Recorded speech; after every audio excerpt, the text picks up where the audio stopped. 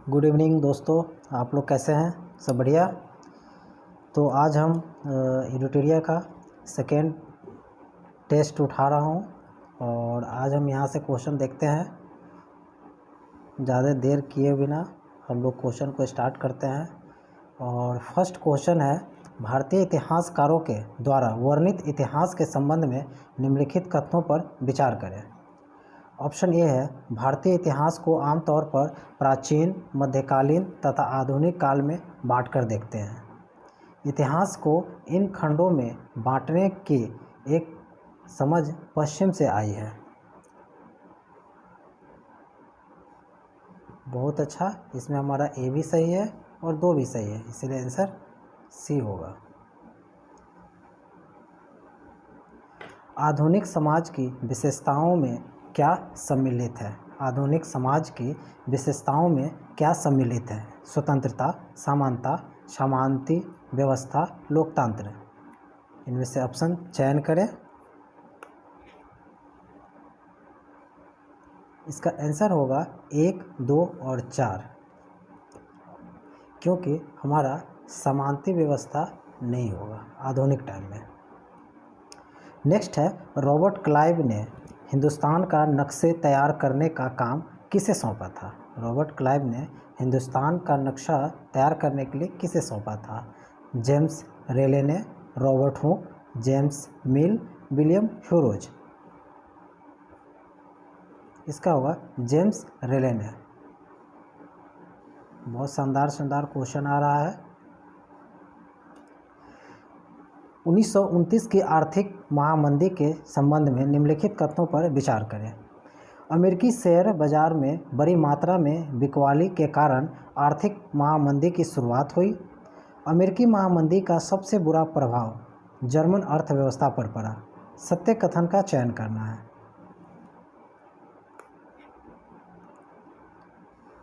एक और दो दोनों होगा।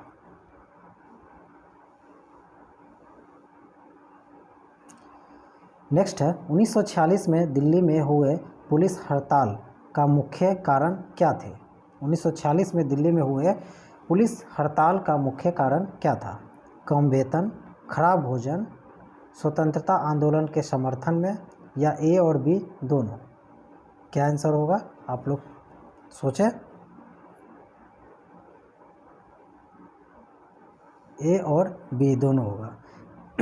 इसमें हो जाएगा कम वेतन भी था और खराब भोजन था, दोनों के वजह से। बहादुर शाह जफर के बेटे को किस अंग्रेज अधिकारी ने गिरफ्तार किया था? बहादुर शाह जफर के बेटों को किस अंग्रेज अधिकारी ने गिरफ्तार किया था? Sir Collins Campbell, general John Nicholson, general Neil, captain Hudson. इसका होगा कैप्टन हडसन।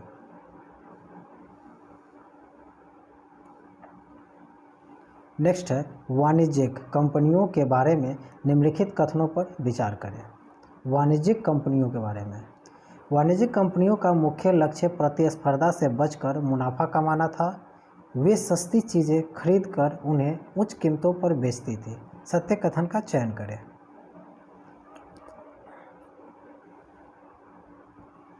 इसमें एक और दो दोनों होगा, क्योंकि उस वक्त वाणिज्यिक कंपनियों को लड़ाई झगड़ों से कोई मतलब नहीं था। वो कंपनियों सबसे बचकर अपने मुनाफा कमाने के चक्कर में था और वो सस्ती चीज़ें खरीद कर उच्च कीमत पर बेचते भी थे। इसलिए हमारा दोनों, एक और दो दोनों हो जाएगा।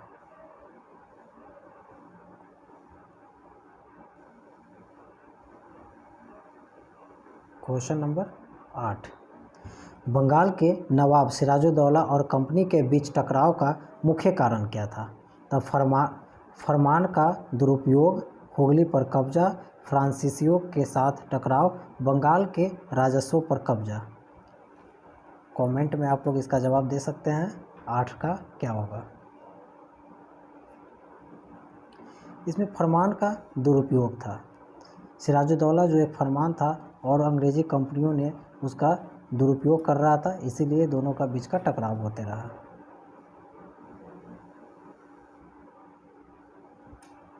सिराजुद्दौला के संबंध में निम्नलिखित कथनों पर विचार करें। 1756 ईस्वी में मुर्शिद कुली खान की मृत्यु के बाद सिराजुद्दौला बंगाल का नवाब बना। अंग्रेज़ों और सिराजुद्दौला के बीच राजस्वों को लेकर विवाद था। सिराजुद्दौला का रॉबर्ट क्लाइव के साथ 1757 ईस्वी में प्लासी का युद्ध हुआ था। सत्य कथन का चयन करना है। इसमें से केवल 2 होगा, केवल 1 और 3 होगा, केवल 2 और 3 होगा, या 1, 2, 3 सभी होगा।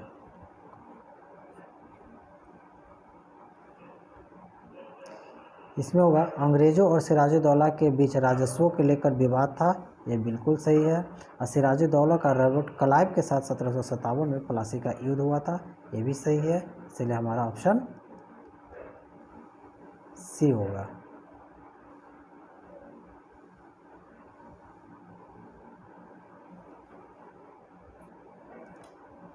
सिराजुद्दौला के हार का सर्वप्रमुख क्या कारण था? सिराजुद्दौला के हार का सर्वप्रमुख क्या कारण था? सैन्य कमजोरी, अंग्रेज़ों की तुलना में वित्तीय स्थिति कमज़ोर, सेनापति मीर जाफ़र की धोखाबाजी, अंग्रेज़ों की तुलना में आधुनिक हथियारों की कमी। इसमें लगभग सभी था, लेकिन यहाँ पूछ रहा है सर्वप्रमुख, तो सर्वप्रमुख में हमारा होगा सेनापति मीर जाफ़र के धोखाबाजी।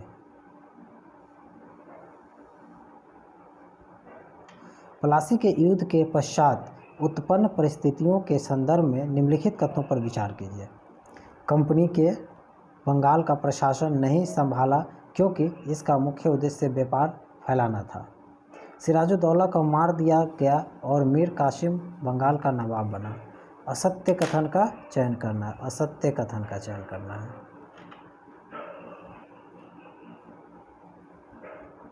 इसमें केवल 2 होगा।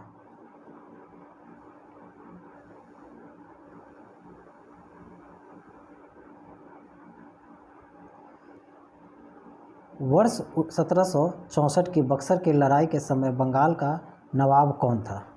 मीर कासिम, मीर जाफ़र, सिराजुद्दौला, शुजाउद्दौला। सिराजुद्दौला तो प्लासी के युद्ध में ही मारा गया था, तो ये तो हमारा ऐसे ही नहीं होगा, कट गया। हमारा बी नंबर होगा मीर जाफ़र।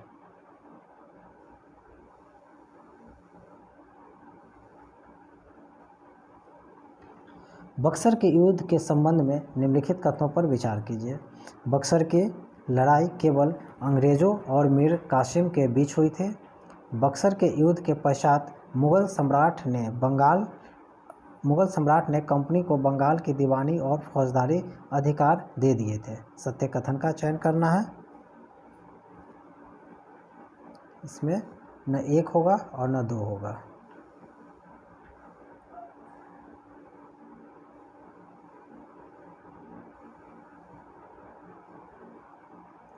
सहायक संधि के संदर्भ में निम्नलिखित कथनों पर विचार करें। एक में है सहायक संधि अपनाने वाले रियासतों को अपनी स्वतंत्र सेना रखने का अधिकार नहीं होता था। सहायक संधि अपनाने वाले रियासतों को कंपनी द्वारा सुरक्षा दी जाती थी। सुरक्षा की निर्धारित रकम नहीं चुकाने पर कंपनी उसके रियासत का इलाका अपने कब्जे में ले लेती थी। सत्य कथन का चयन करें।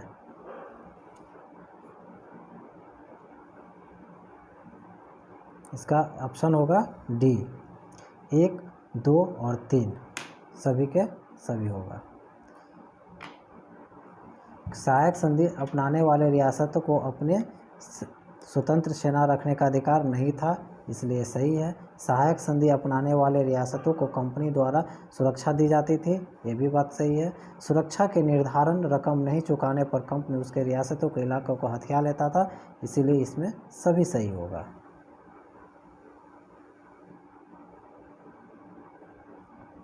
हैदर अली की मृत्यु किस आंग्ल मैसूर युद्ध में हुआ था? द्वितीय आंग्ल मैसूर युद्ध में हुआ था, बिल्कुल सही है। टीपू सुल्तान ने अंग्रेज़ों के खिलाफ निम्न में से कौन से कदम उठाए थे? 1786 ईस्वी में टीपू सुल्तान ने अपनी रियासतों के अंतर्गत पड़ने वाले बंदरगाहों से चंदन की लकड़ी, काली मिर्च और इलायची का निर्यात रोक दिया था।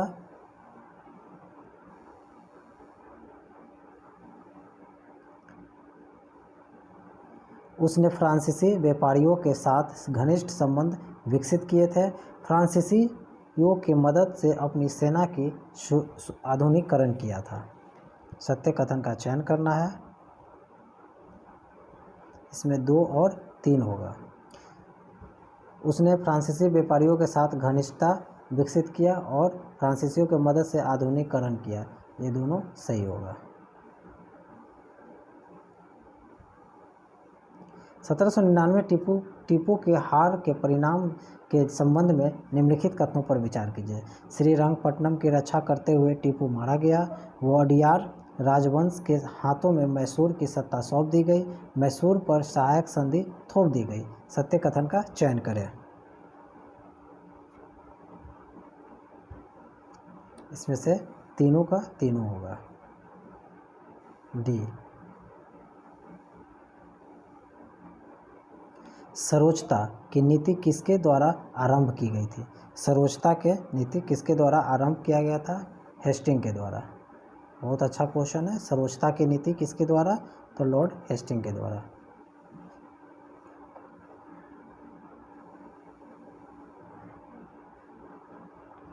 रानी चेन्नम्मा। रानी चेन्नम्मा के संबंध में निम्नलिखित कथनों पर विचार करें।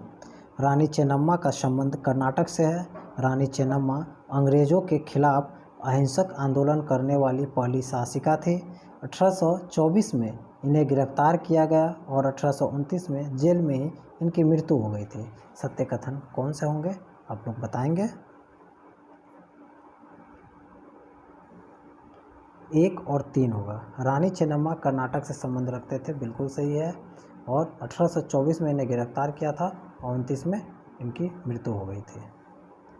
कंपनी ने सिंध पर किस वर्ष अधिकार किया? कंपनी ने सिंध पर किस वर्ष अधिकार किया? 1839, 1842, 1843 या 1849? 1843 को। सहायक संधि किसके संबंध में मिलान करना है? किस किस से सहायक संधि का मिलान करना है? तो आप इसको देख सकते हैं। सतारा को 1848 में हुआ था।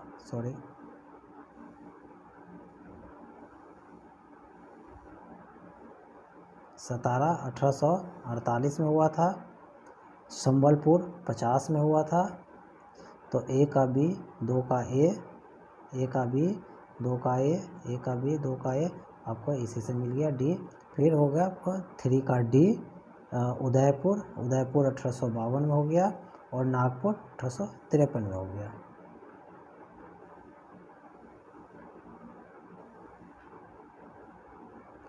अवध के अधिकरण के संबंध में निम्नलिखित कथनों पर विचार करें। अंग्रेजों ने अवध की जनता को कुशासन से आज़ाद कराने का तर्क देकर अवध का अधिग्रहण किया था। अवध पर 1801 ईस्वी में सहायक संधि थोप दी गई थी। जनता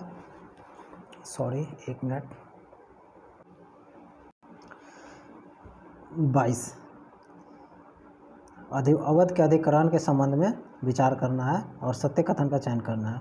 तो अंग्रेजों ने अवध की जनता को कुशासन के आज़ाद कराने के तर्क देकर अवध का अधिग्रहण किया था, बिल्कुल ये सही है। अवध पर 1801 ईस्वी में सहायक संधि थोप की गई थी, ये भी सही है। जनता अवध के नवाब से परेशान थी अतः उन्हें अधिग्रहण विरोध कर विस्तार को बड़े स्तर पर नहीं किया, ये बिल्कुल गलत है।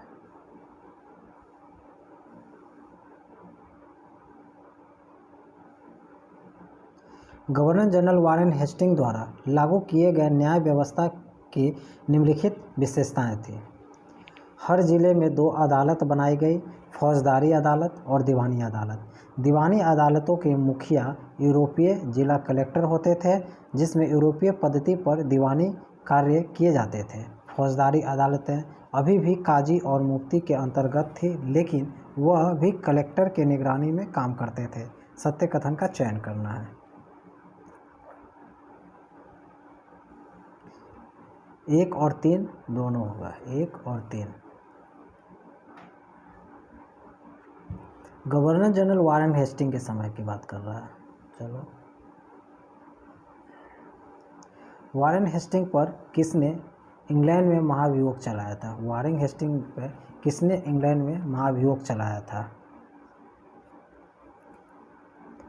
एडम बर्क। बहुत अच्छा क्वेश्चन है। हेस्टिंग पर इंग्लैंड में महाभियोग कौन लाया था? एडम बर्क। जिस समय बंगाल में अस्थायी बंदोबस्त लागू किया गया था उस समय बंगाल का गवर्नर जनरल कौन था? Wellesley, Lord Wellesley.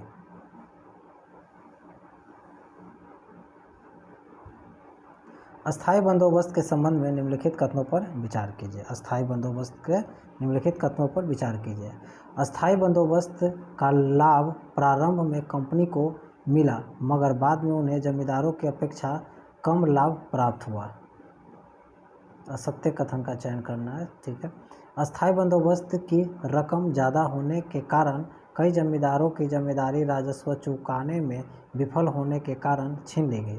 किसानों के लिए यह व्यवस्था दमनकारी सिद्ध हुई क्योंकि लगान की रकम बहुत ज़्यादा थी और ज़मीन पर उसका अधिकार सुरक्षित नहीं था। असत्य कथन का चयन करना है। ये सभी के सभी कथन सही है, इसलिए इसका आंसर डी होगा, कोई नहीं इनमें से। महालवारी व्यवस्था। महालवारी व्यवस्था लागू करते समय बंगाल का गवर्नर कौन था?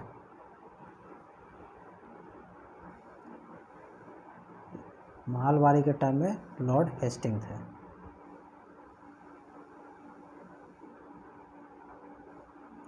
महालवारी व्यवस्था के संबंध में निम्नलिखित कथनों पर विचार कीजिए। अलेक्जेंडर रीड ने इसे पहली बार लागू किया। यह व्यवस्था महाल जो गांव का समूह होता था उससे कहा जाता था। भू राजस्व की रकम निश्चित रूप से तय कर दी जाती थी जिसको चुकाता करने में जिम्मेदारी सामूहिक रूप से महाल की होती थी। सत्य कथन का चयन करना है। केवल दो, केवल एक और तीन, केवल एक और दो, एक में दो, तीन सभी होंगे। इसमें केवल और केवल दो होगा।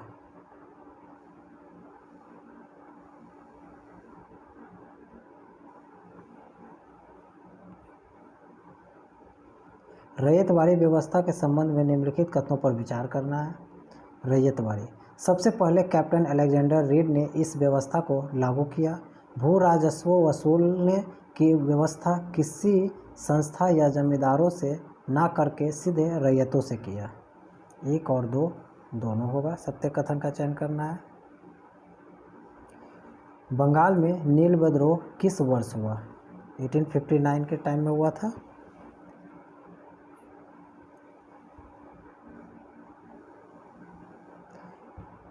निम्न में से कौन आदिवासी समूह पशुपालक नहीं है? कौन सा आदिवासी समूह पशुपालक नहीं है? पशुपालक नहीं है। लवारिया, वन गुज्जर, गद्दी, बैगा।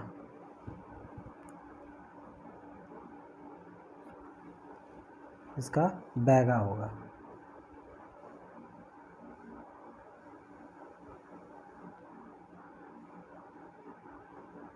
औपनिवेशिक शासन से आदिवासी के जीवन पर निम्नलिखित असर पड़े। औपनिवेशिक शासन से आदिवासियों के जीवन पर निम्नलिखित असर पड़े।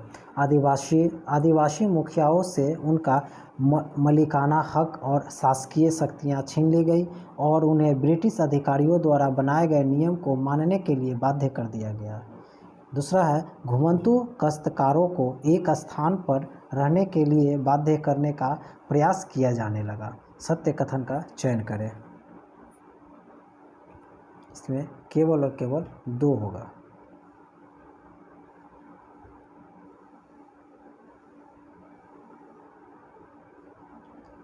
आदिवासी विद्रोह तथा उनके घटित होने वाले वर्ष का मिलान करना है।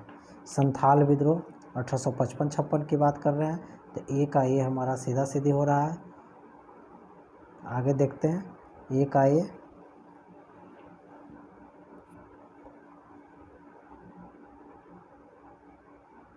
कोल विद्रोह 1831, वर्ली विद्रोह 1940 की बात है और बस्तर विद्रोह 1910 की बात कर रहा है। तो इसका आंसर हो जाएगा हमारा सी।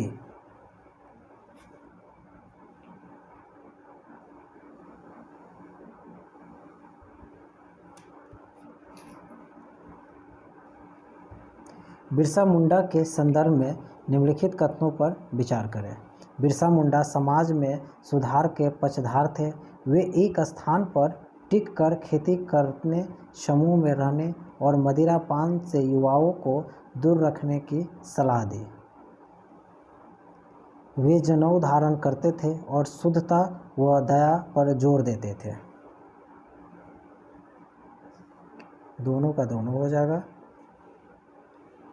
किस गवर्नर जनरल ने यह फैसला किया कि बहादुर शाह जफर आखिरी मुग़ल बादशाह होंगे? किस गवर्नर जनरल ने यह फैसला किया कि बहादुर शाह जफर आखिरी मुग़ल बादशाह होंगे? आखिरी मुग़ल बादशाह होंगे। कैनिंग।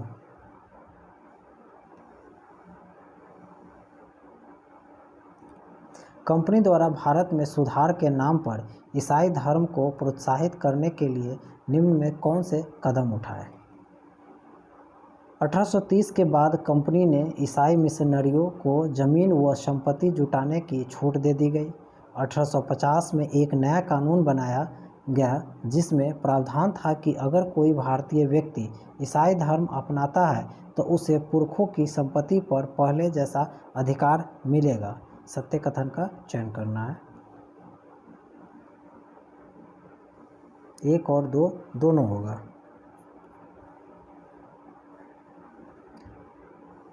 मंगल पांडे को किस दिन फांसी दिया गया था? मंगल पांडे को किस दिन फांसी दिया गया था?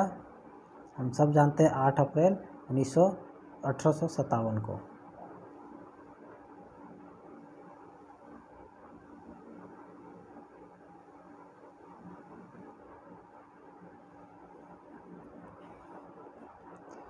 अठारह के विद्रोह के बागी और उनसे संबंधित क्षेत्र का मिलान करना है।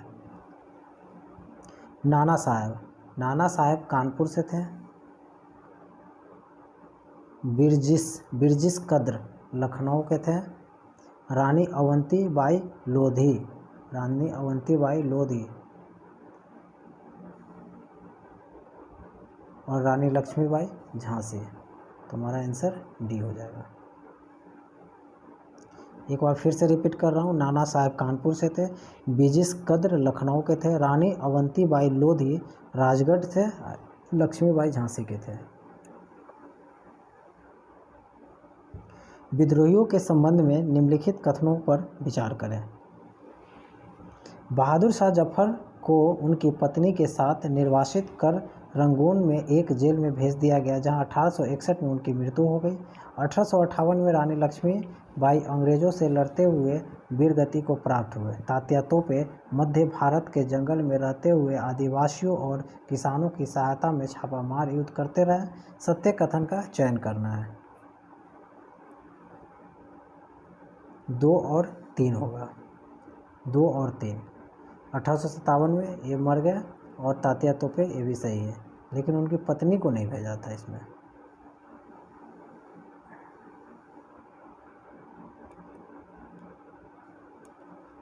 अठारह के विद्रोह के बाद अंग्रेजों ने अपनी नीतियां निम्नलिखित बदलाव किए। ईस्ट इंडिया कंपनी के सारे अधिकार ब्रिटिश साम्राज्य के हाथ में सौंप दिए गए एवं एक परिषद का गठन किया गया जिसे इंडिया काउंसिल कहा गया।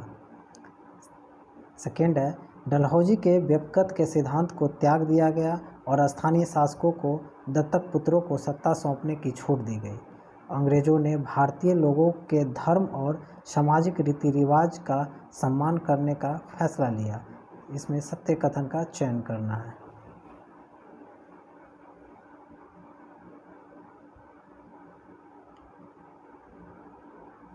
1, 2 और 3 सभी होंगे।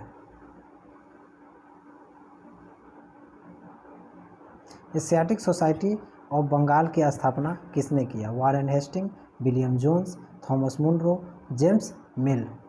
एशियाटिक सोसाइटी का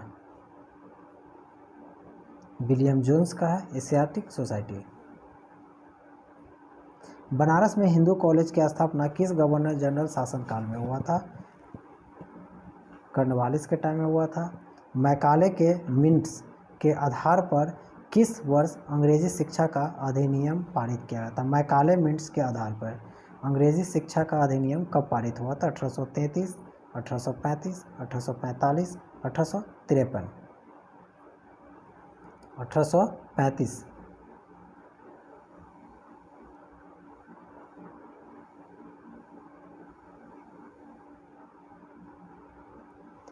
1854 के बोर्ड डिस्पैच के संबंध में निम्नलिखित कथन पर विचार करें।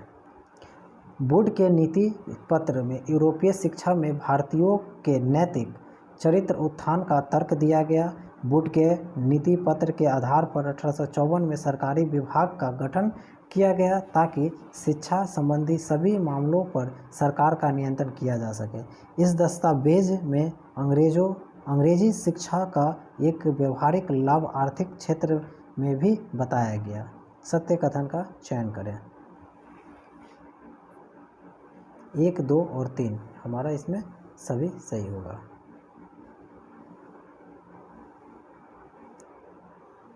महात्मा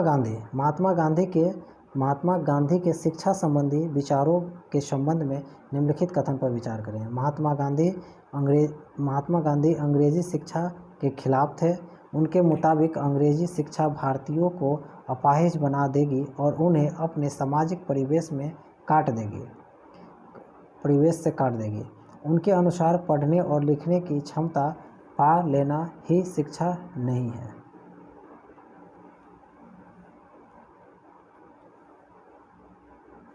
इसमें सभी के सभी सही होगा। टैगोर के शिक्षा संबंधी विचार के संबंध में कौन सा कथन सत्य है? टैगोर का टैगोर अंग्रेजी शिक्षा पद्धति से खुश नहीं थे। उनके अनुसार सृजनात्मक शिक्षा केवल प्राकृतिक परिवेश में ही प्रोत्साहित किया जा सकता है। टैगोर आधुनिक पश्चिमी सभ्यता और भारतीय परंपरा के श्रेष्ठ तत्वों का मिश्रण चाहते थे। सत्य कथन का चयन करना है। तो टैगोर अंग्रेजी शिक्षा पद्धति से खुश नहीं थे, बिल्कुल सही। उनके अनुसार सृजनात्मक शिक्षा केवल प्राकृतिक परिवेश में ही प्रोत्साहित किया जा सकता है, ये भी सही। टैगोर आधुनिक शिक्षा सभ्यता और भारतीय परंपरा के श्रेष्ठ तत्वों का सम्मिश्रण चाहते थे, इसीलिए आंसर डी होगा।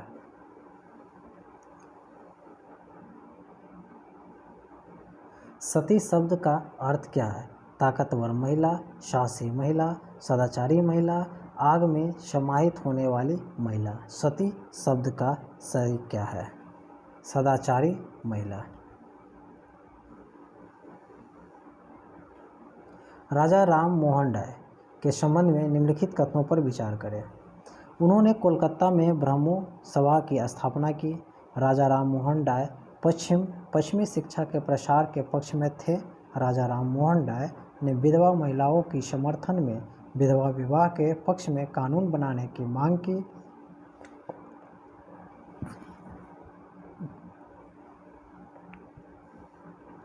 एक और 2 सही होगा। राजा राम मोहन राय कोलकाता में ब्रह्म समाज की स्थापना किया। राजा राम मोहन राय पश्चिमी शिक्षा के प्रसार के पक्ष में थे, ये भी सही है। लेकिन राजा राम मोहन राय विधवा महिला के समर्थन में विधवा विवाह के पक्ष में कानून बनाने की मांग किया, ये सही नहीं है।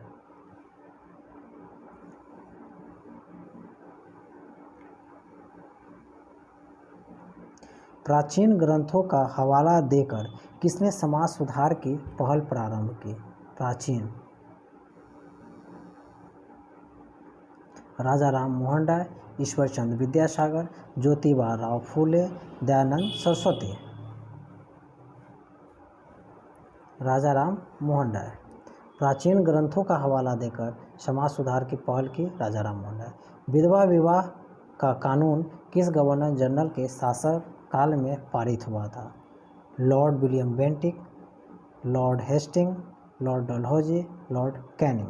विधवा विवाह कानून की बात कर रहा है, तो लॉर्ड कैनिंग के टाइम में ये हुआ था। आज हमारा 50 क्वेश्चन का पूरा सेशन यहीं ख़त्म कर रहे हैं और कल फिर मैं 51 से 100 क्वेश्चन का सेशन ख़त्म करेंगे।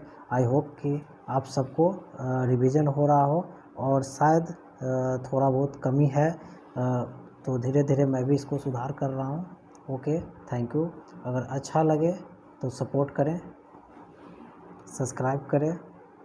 Thank you.